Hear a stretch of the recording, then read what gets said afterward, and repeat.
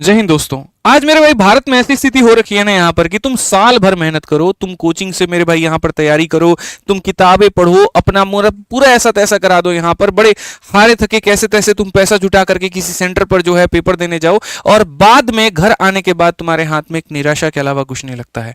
जब तुम घर पर आते हो तो पता चलता है कि जो सवाल तुम बना करके आए हो, या तो वो सवाल पहले से किसी के पास में था या वो सवाल रिपीट हो गए। जी हाँ, बिल्कुल कुछ ऐसा ही हुआ है हमारे साथ में रेलवे जेई सीबीटी 2 के साथ में। यहाँ पे असल में एक पेपर होता है मेरे भाई, जिसके बाद पहले एक वैकेंसी आती है, उसके बारे में घोषणा की जाती है, फिर उसका प्री का पेपर होता है, फिर मेंस का पेपर होता है, और तब उसके बाद में पता चलता है कि मेंस में ऐसी बड़ी गड़बड़ी हो गई कि पेपर को रद्द करना पड़ता है। हम बात कर रहे हैं आरआरबी जेई सीबीटी 2 के बारे में। थोड़ा इसके बारे में पहले हम आपको डिटेल बताते हैं, तब उसके बाद में यहाँ पर सारी चीजें बताएंगे। तो वीडियो को शुरू से अंत तक देखिएगा ताकि कोई अधूरी जानकारी ना रहे, और उसके बाद हम पेपर को रद्द करने की भी मांग करेंगे, हम उसके बारे में भी सारी बातें बताएंगे। हम बात कर रहे हैं मेरे भाई यहाँ पर आरआरबी जेई सीबीटी 2 को लेकर के। एक जेई का पेपर होता है जिसकी वैकेंसी 7951 के करीब में आई थी, और ये पिछले साल 2024 में इसकी घोषणा हुई थी। इसका जो प्री का पेपर हुआ था वो 16, 17 और 18 दिसंबर 2024 को हुआ था, और प्री का जो रिजल्ट आया था वो 5 मार्च 2024 को आया था। रिजल्ट आने के बाद में जैसे जो प्रोसेस होता है मेंस का वो हुआ, और सीबीटी 2 का पेपर मेरे भाई 22 अप्रैल को दो अलग अलग शिफ्ट में होता है, शिफ्ट नंबर 1, शिफ्ट नंबर 2, ये दो शिफ्ट में। अब प्रॉब्लम यहां पर क्या आती है कि शिफ्ट नंबर 2 में मेरे भाई जो पेपर होता है ना, इसमें 50 क्वेश्चन मेरे भाई हूबहू शिफ्ट नंबर 1 के हुए। ठीक है, अब ये पेपर कब हुआ था? 22 अप्रैल को। अब आप ऐसा मान करके चलो कि एक शिफ्ट का 50 क्वेश्चन हूबहू छप करके शिफ्ट नंबर 2 में आ जाता है। अब यार जैसे शिफ्ट नंबर 1 हुआ होगा, काफी सारे लोगों ने टेलीग्राम ग्रुप में इसको डिस्कस किया होगा, अपने टीचरों के साथ में डिस्कस किया होगा, और जब बच्चा शिफ्ट 2 देने जा रहा है उसको एकदम हूबहू जो है सेम क्वेश्चंस वहां पर मिल जा रहा है। अब आप एक बात बताइए, 22 अप्रैल से लेकर के आज 26 अप्रैल इतने दिन हो गए, इतने दिनों तक यहां पर दूसरे वाले शिफ्ट के बच्चों को क्या लग रहा होगा कि यार हमारा कितना फायदा हो गया बताओ, और पहले वाला शिफ्ट वाला बच्चा क्या हो रहा होगा? परेशान हो रहा होगा, अलग अलग जगह पर वो मैसेज कर रहा होगा, वो हताश रह रहा होगा, पता नहीं क्या होगा क्या नहीं होगा। भैया नोटिस तो अब जारी किया ना आपने, लेकिन वो मानसिक पीड़ा जो उस बच्चे को मिली वो क्या मिली? ठीक है, तो यहां पूरा 50 क्वेश्चन मेरे भाई यहां पर हो गया शिफ्ट। अब इसके कारण नॉर्मलाइजेशन पर क्या इफेक्ट पड़ेगा क्या नहीं पड़ेगा वो भी बताएंगे।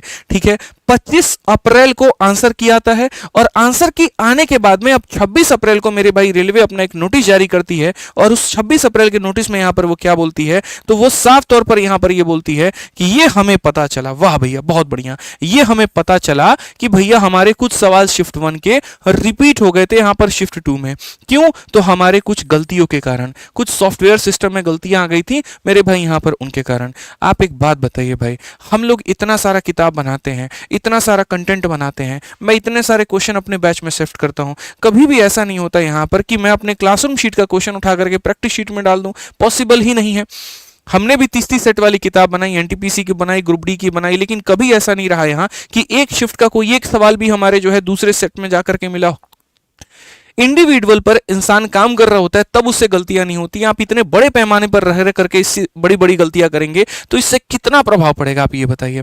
और ऊपर से इतनी गलती करने के बाद में आप अपनी तारीफ किए जा रहे हैं, और इतना लंबा चौड़ा पैराग्राफ लिख करके ये कह रहे हैं कि इसमें किसी इंसानी हाथ नहीं होता है, रोबोटिक सिस्टम के ऊपर में चल रहा होता है, सॉफ्टवेयर सिस्टम पर आधारित होता है। तो यहाँ पर क्वेश्चन की हम पारदर्शिता बनाए रखते हैं, हम अपनी एक गरिमा बनाए रखते हैं, और उसके कारण यहाँ पर जो है ये गड़बड़ी हो गई, चलो कोई बात नहीं, हम इसको मानते हैं और उसके बाद पेपर रद्द करते हैं। आपके इस गड़बड़ी का क्या खामियाजा हुआ पता है? मैं आपको छोटी छोटी बातें सबसे पहले बताता हूं।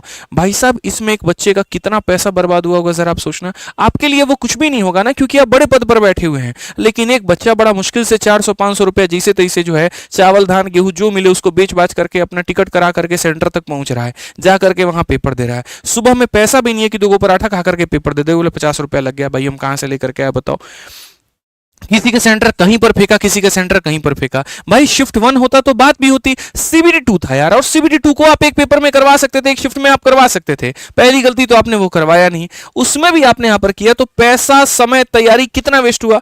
अब इसका हम यहां पर बता रहे हैं क्या नुकसान होगा। सबसे पहले तो बच्चों का भरोसा टूट जाएगा। अभी आप देखिए, एक आपके पेपर में और गड़बड़ी हुई थी जिसमें पता चला कि सेंटर पर पेपर लीक हो गया, आपने उसको रद्द कर दिया। दूसरा आपका 50 क्वेश्चन हुआ, ये मेरे भाई गड़बड़ी आ गई। तो धीरे धीरे धीरे धीरे जैसे एसएससी से लोगों का विश्वास उठ रखा है, मेरे भाई रेलवे से भी धीरे धीरे उठता चला जाएगा। कोई ऐसा यहाँ पर पेपर नहीं है जहां पर मतलब एक तरीके से प्रोटेस्ट ना हो, जहां पर लोगों को शिकायतें ना हो आपसे, ठीक है। तो बाकी आप अपने विचार कमेंट बॉक्स में प्रकट कर सकते हैं, कोई दिक्कत की बात भाई यहाँ पर नहीं है, ठीक।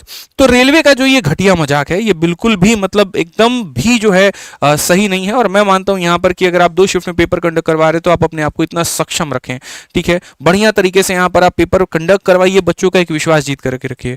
बाकी देखो यार, आप लोग बाकी जो परीक्षा की तैयारी कर रहे हैं, जैसे कि ग्रुप डी हो गया, एनटीपीसी हो गया, मेरे भाई यहाँ पर उन बच्चों से मेरा ये कहना है कि देखिए आप अपनी तैयारी में लगे रहिए, ये सारा जो है वो चलता रहेगा। इसके ऊपर में हम लोग हैं, आवाज उठाएंगे, जहां पर गलती होगी वहीं लताड़ेंगे और इसको सही करवा करके रहेंगे। लेकिन आपको अपने समय की बर्बादी नहीं करनी है। ये नहीं यार आज मूड खराब हो गया तो मूवी देखने निकल जाते हैं, आज गांधी मैदान घूम करके चले जाते हैं, आज थोड़ा यहां चले जाते हैं, मतलब ऐसा नहीं करना है। आपको अपने स्थिर रहना, अपनी तैयारी स्थिर करनी है। यकीन मानिए एक सीट है तो वो आपकी मिलेगी यहाँ पे। इसके लिए हमने यूट्यूब पर तरीके से सारी चीजें पढ़ा भी दी हैं।